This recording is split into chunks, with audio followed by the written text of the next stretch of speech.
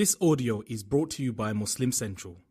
Please consider donating to help cover our running costs and future projects by visiting www.muslimcentral.com/donate.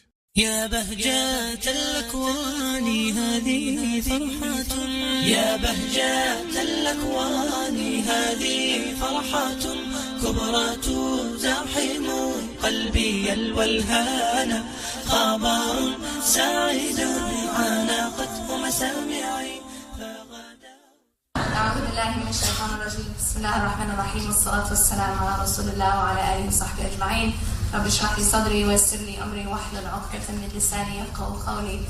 It's called Reclaim Your Heart. And actually it's very relevant, the title, to what we're talking about today. And so is actually the scenario that he painted. The title of the talk that we're talking about today is Preparing for the Marriage, Not Just the Wedding. And one thing that's very, very common that happens, as in the scenario that he described, is that so much of our preparation, so much of our anticipation, so much of our focus when we're getting married is actually on the wedding. In the sense of, at the beginning, for example, there's a lot of anticipation about what's going to happen on that day. And I think that beyond that, at sort of a larger level, we also have this idea where we think of marriage as the end of a story, right? Because this is how it happened in our fairy tales, and this is how then it happens in our rom-coms, our romantic comedies. This is how it happens in the stories and in the fairy tales and in Disney and so on. And the idea is that you're sort of living your life incomplete in some way.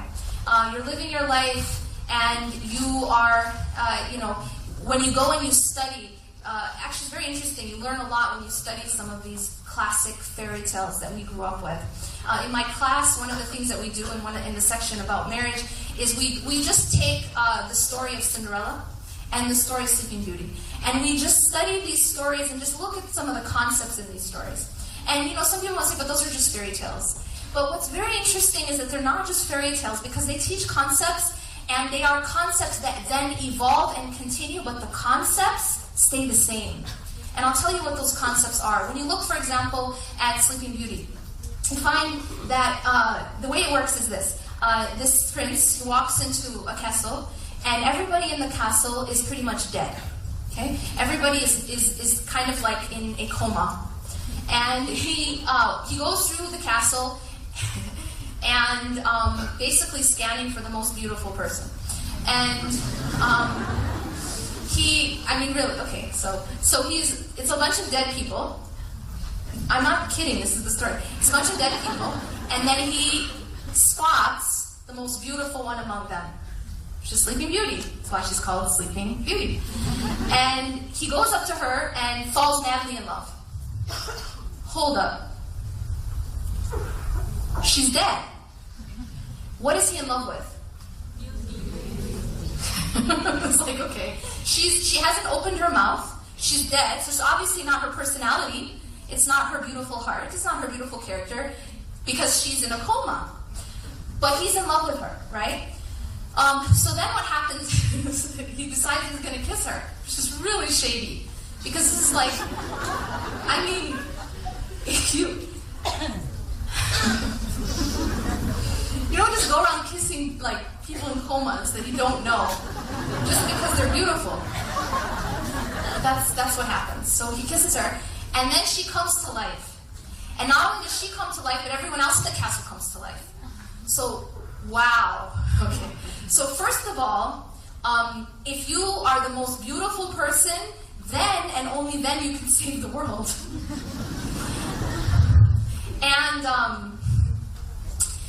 And the idea here, and the message here, is that your life literally does not begin until a prince comes to kiss you. Until a prince comes to save you. Literally save you. In the sense that you are dead and then you are alive. Based on what? A prince. And this message actually continues in every fairy tale, right? And then, alhamdulillah, Frozen came around and saved us.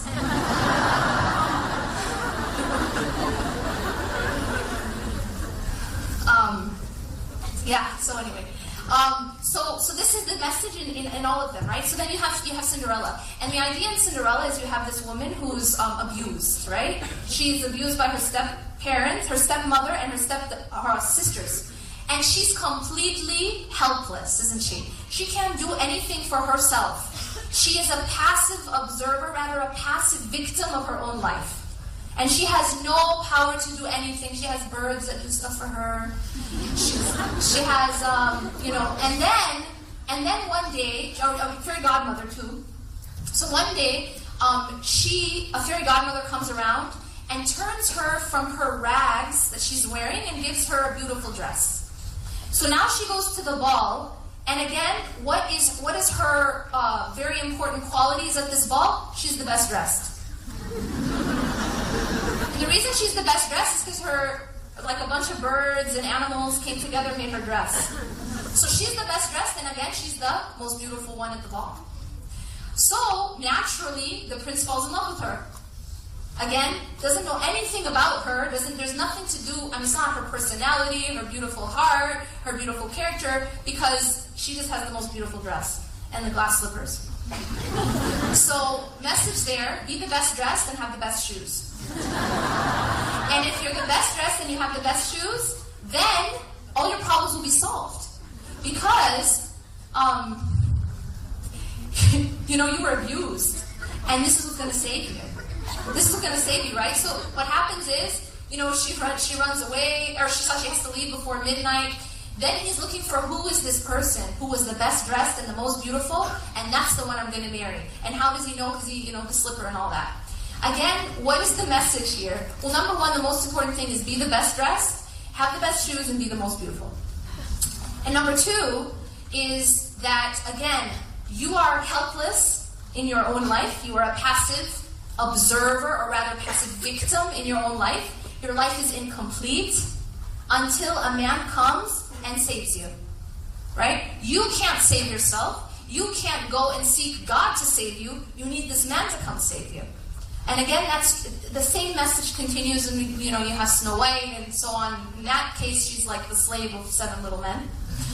Ya Latif, right? This message continues throughout the stories that we hear, throughout the movies that we watch, and then even within our own communities.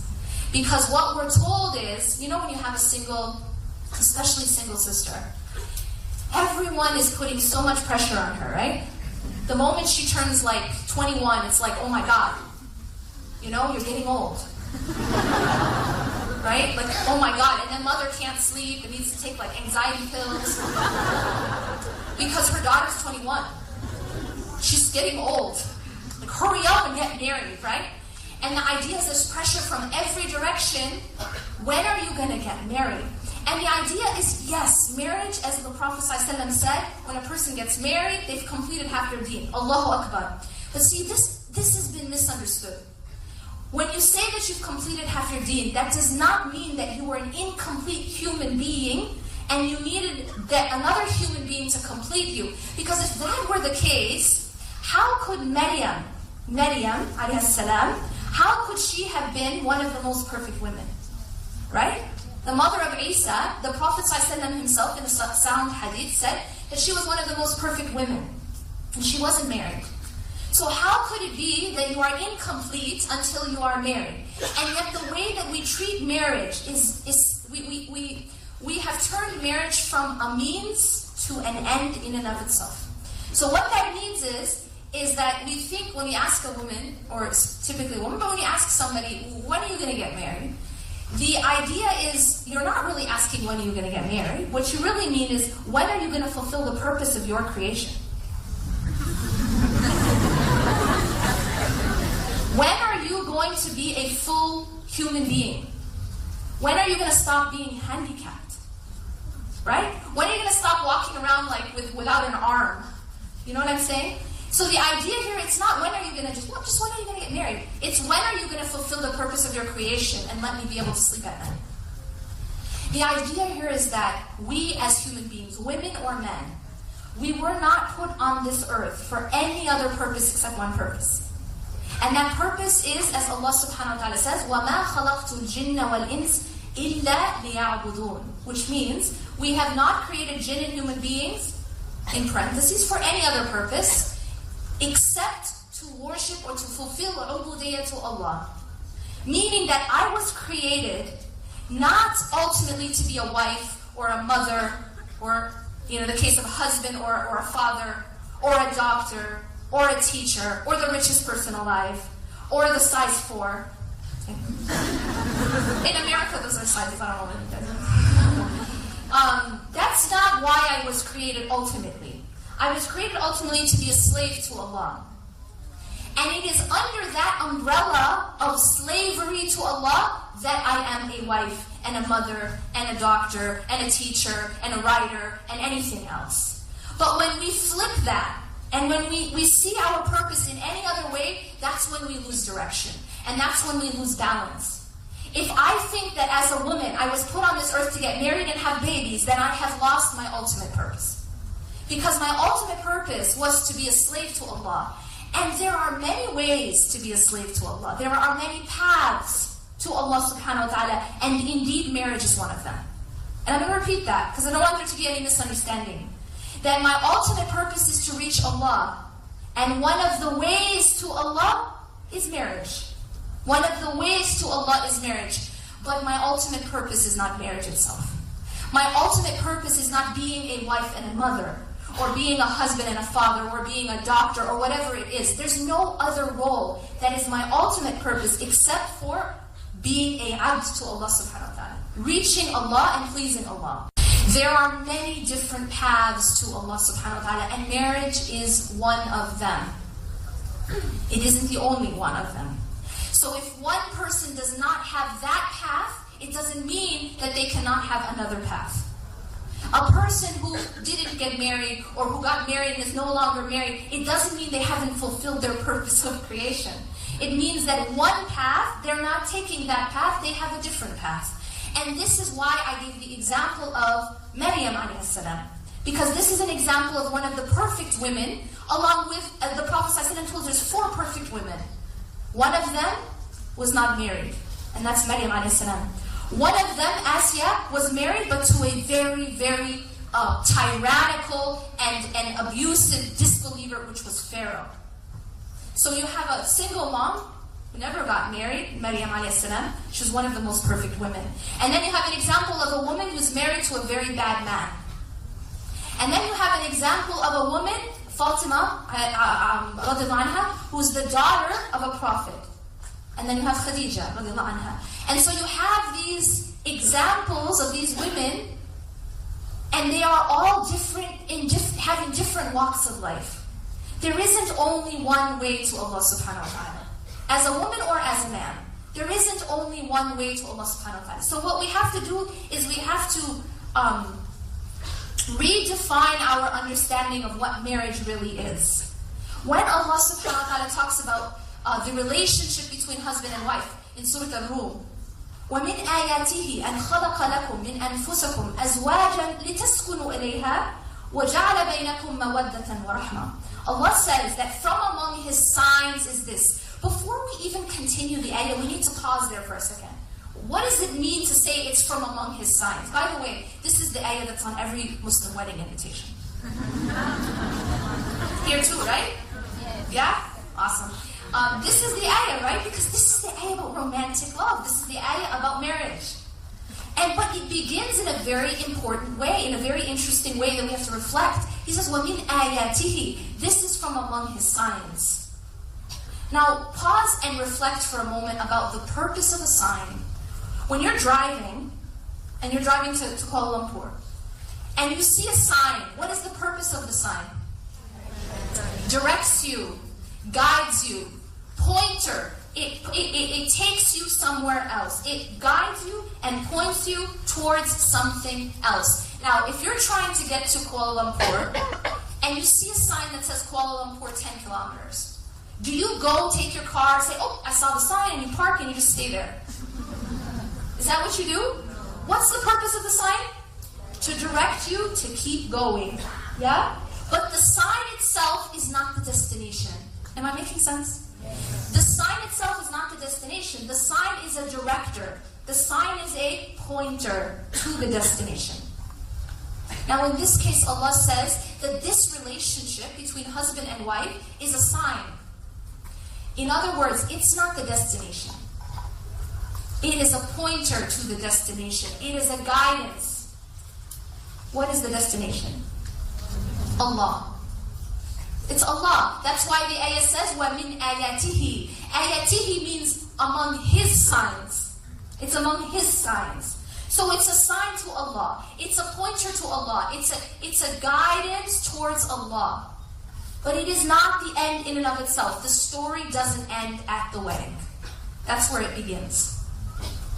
It doesn't end there. That's where it begins. Because this is the path.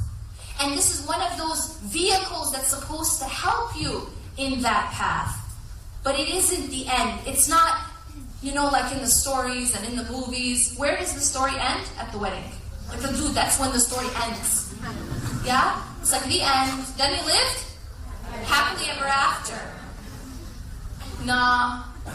That's not how it works. This isn't the end. This is the beginning.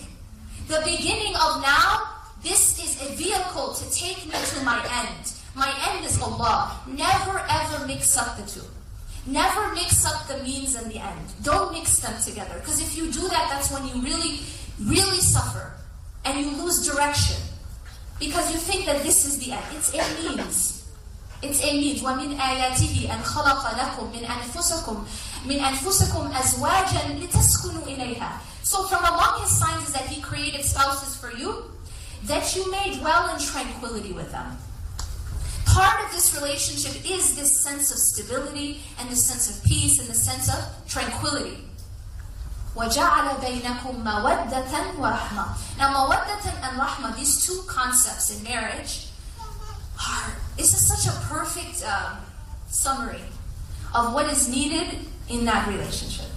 Now, the word mawadda is translated as what? Love. But then what's hope? So wait, they're two different words, and in English, we say love for both, right? So in Arabic, you have to understand that no two words have the exact same meaning. There's a different shade of meaning between mawadda and hope.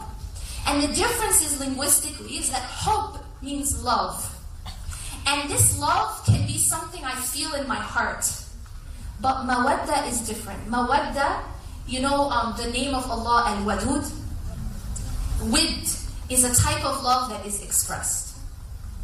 So you see the difference between hope. And this ayah doesn't say, وَجَعَلَ بَيْنَكُمْ حُبْ وَرَحْمَةً.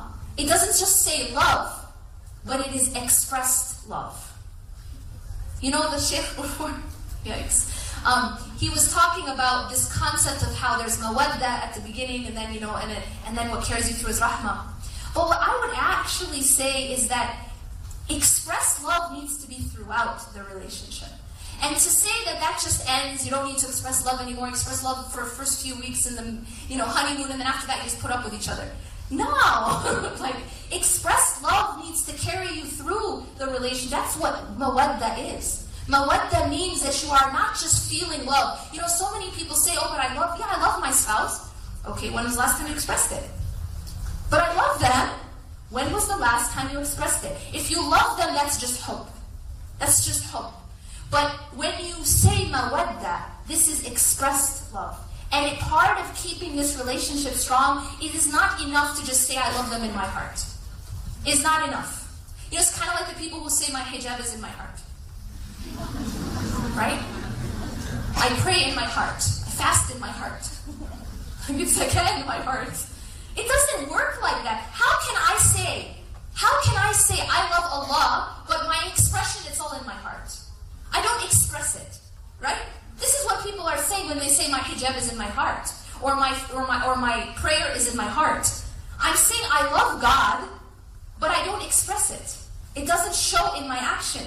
That doesn't work. Love needs to be expressed. And when Allah says, الَّذِينَ آمَنُوا وَعَمِلُوا الصَّالِحَاتِ, these two have to go together, don't they? Those who believe and what? Do righteous deeds. Allah always connects the belief, in other words, the feeling inside, and the expression of it in action. الَّذِينَ آمَنُوا وَعَمِلُوا الصَّالِحَاتِ. So we cannot say, I love, but I don't show. I love, but I don't express in any way. Our love for God is expressed. I don't pray in my heart only. I don't wear hijab in my heart only. Yes, in my heart I pray, but I also pray externally too. I also express it in my action. Similarly, human love is kept strong when it is expressed. And therefore the word used in this ayah is mawadda. Mawadda, not just hope. So expressed love and then rahmah, mercy and compassion. And yes, this is necessary. This is the aspect where we are able to overlook. We are able to be compassionate and caring and empathetic and feel what the other person is feeling and be able to give them 70 excuses and be able to feel that, they're not acting this way because they want to hurt me. They're acting this way because they're going through this and they're going through that. This is compassion. And this is necessary. This is a necessary ingredient. Mawaddatan wa rahmah. And then again at the end of the ayah, Allah repeats that this is a sign. A sign for who? Those who reflect. Those who think and contemplate. Those who understand. So Allah begins the ayah by saying this is a sign, and He ends the ayah by saying this is a sign. And in the middle, He's talking about romantic love. So this idea of marriage, Allah is showing us in this ayah that this is a sign of Allah. It isn't the destination. So we have to use it as a means. It's a path to Allah subhanahu wa ta'ala. It's part of the journey, it's not the end itself.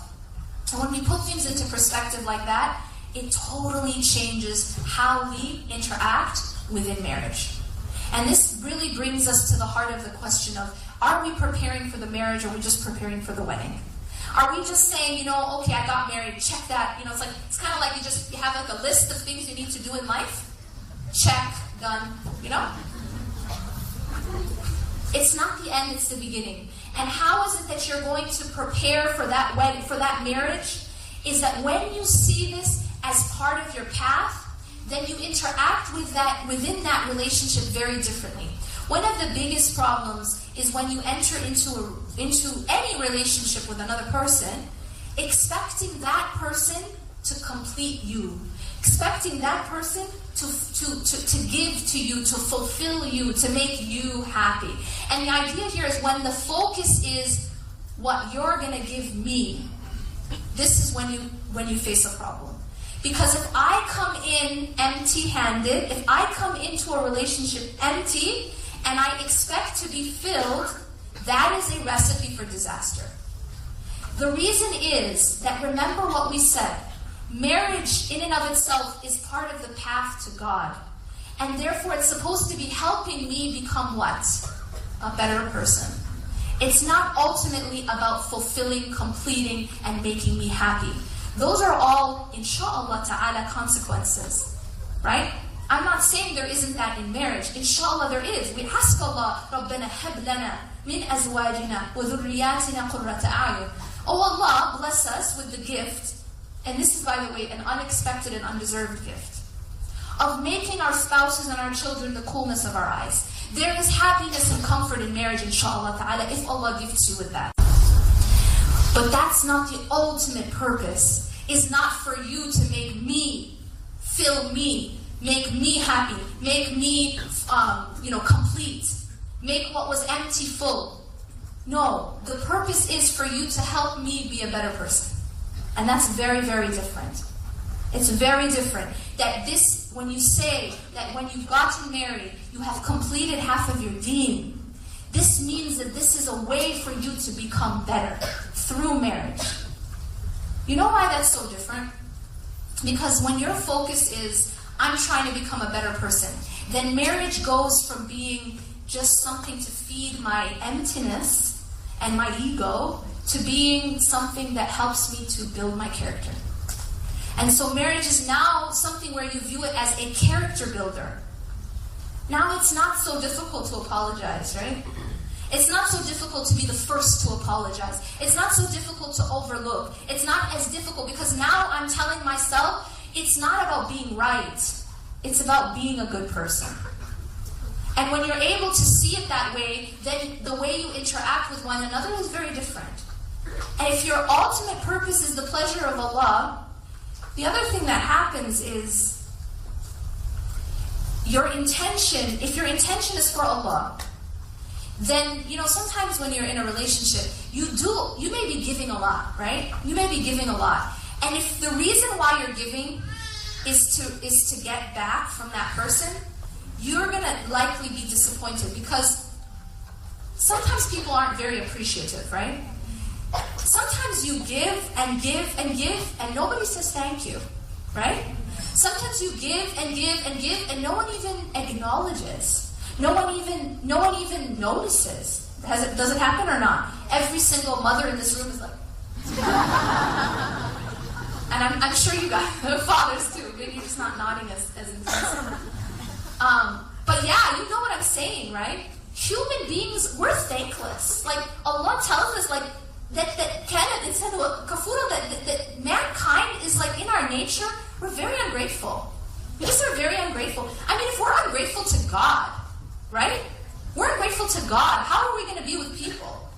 How are we going to be with one another, right? We're not very grateful. And so if we're sitting around waiting for people to be grateful, we're going to be constantly disappointed. Yeah? If you're sitting around waiting for thank you, right? Thank you, I appreciate you. And this isn't to say we shouldn't be. We need to be appreciative. Because the Prophet ﷺ said, he who does not thank people does not thank Allah. So there's a connection between being grateful to people and showing gratitude to Allah. But I'm talking about when you don't feel appreciated by people. Well, this is the beauty of doing something for the sake of Allah. Right? Because no matter what, if nobody thanks you, if no one acknowledges you, if no one even notices what you've done, Allah always acknowledges and Allah always notices. And in fact, one of the attributes of Allah is ash-shakur. And like from shukr, Allah is always noticing. And Allah is grateful. Allah is thankful. He will notice even the smallest gesture that we do for His sake. To the extent that you are walking down the street and you see like something harmful in the road and you pick it up, this is noticed by Allah. This is rewarded by Allah.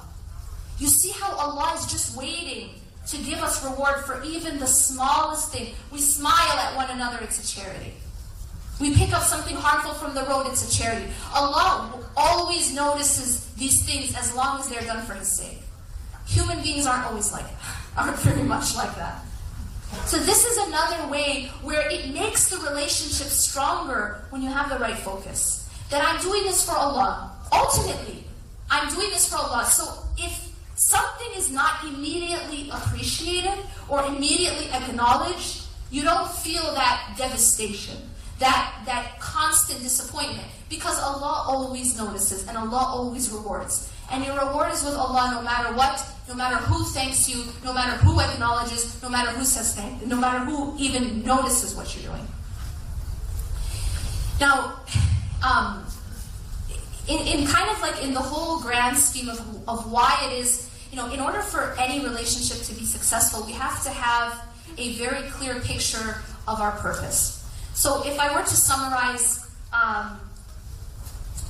the concept that I want to give to you today is this idea of why is it that we get married? What is the ultimate purpose? When we have that clear, when we realize that the ultimate purpose is Allah and that this is a means, it really changes the way we view marriage, it changes the way we view our relationships, and then how we're able to be in that relationship. I'll end with this, and that is the idea of giving versus taking. Of giving versus taking. The Islamic concept of marriage is one where it encourages giving. And it encourages the focus on giving. Versus what we see when we are doing something for the sake of our nafs, the focus is on taking. The focus is on taking. And part of that reason, which I'm going to talk about more in my next lecture, inshallah, about happiness. Part of the reason for that is that when your focus is not Allah, when your focus is not for the sake of Allah, you become very empty inside. It's like a person who doesn't have money, a person who's poor, a person who's begging. And you see, when you're poor and when you don't have money and when you don't have food and when you're starving, what do you do? What does a person do who doesn't have money and doesn't have food and doesn't have food? You beg. You beg. You become a beggar, right? Because if you don't have, you're going to be desperate to take, right? Have you ever seen a beggar who's out giving charity? Have you ever seen a beggar who's looking for people to give money to? Why not? What's the reason? Because they're in need, right? They are bankrupt internally, literally, they're bankrupt. And when you're bankrupt, your focus is not giving. When you're bankrupt, your focus is taking. Your focus is demanding. Why? Because I need. It's really not your fault. It's because you need. You're in need. You're empty. You're empty, right? You don't have money. You don't have food. Of course you're going to be begging. Of course you're going to be demanding. Of course you're going to be focused on taking. You don't have the capacity to give. So how can you focus on giving? Make sense? So what is the problem? The problem is when I enter into any relationship, empty. When I enter into any relationship, poor, I'm going to be a person who's demanding and focused on taking. I can't possibly be anything but selfish when I'm starving. Make sense? Enter relationships rich. Don't enter relationships poor. Enter relationships already rich. And that richness only comes by begging from the King. By building the relationship with Allah, with the King, consistently. Consistently. That's where you get full. So you have to have that. Be very careful. Be very careful about entering into a relationship and losing that fuel and that filling and trying to now get filled from the relationship itself. Very dangerous. You not only harm yourself, you will harm the relationship and you'll harm the other person. Because you are both beggars. The husband is a beggar, the wife is a beggar. You can't beg from another beggar. You have to go to the King. And the more that you fill up, the more rich you become from the King, the more generous you can be in that relationship. And the more you can focus on giving and not be one of those people who is just demanding because they are poor inside. أقول قولي هذا واستغفر الله لي ولكم إنه غفور رحيم سبحانك اللهم وبحمدك أشهد أن لا إله إلا أنت أستغفرك وأتوب إليك والسلام عليكم ورحمة الله وبركاته.